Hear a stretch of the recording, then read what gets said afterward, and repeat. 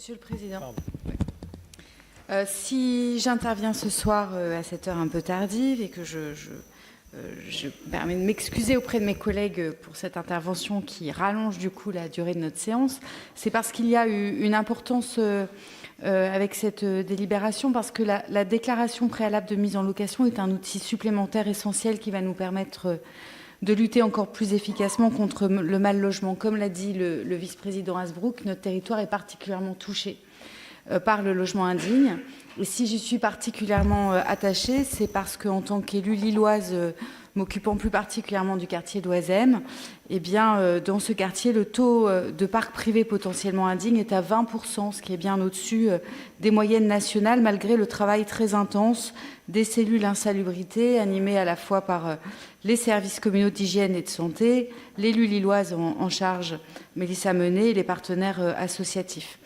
Dans de nombreuses rues du quartier, ce sont des résidents, enfin des retraités, des familles, des étudiants qui subissent des conditions de logement indignes qui n'auraient peut-être pas existé si à leur prise de bail, les conditions administratives étaient réunies pour connaître au mieux leur logement. Alors pour nous, il est indispensable que cela avance. À Lille, depuis 2014, ce sont 1551 logements qui sont sortis de l'habitat indigne grâce à l'accompagnement de la ville.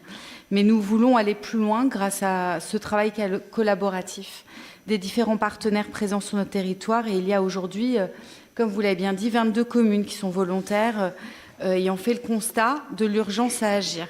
Alors nous pouvons comprendre que les communes non dotées de services communaux d'hygiène et de santé s'interrogent sur la mise en œuvre de ces dispositifs, sur la sécurité juridique et conventionnelle. Elles ont, à mon avis, besoin d'être rassurées et soutenues, et nous espérons en ce sens pouvoir trouver un accord qui nous permettra d'avancer au plus vite.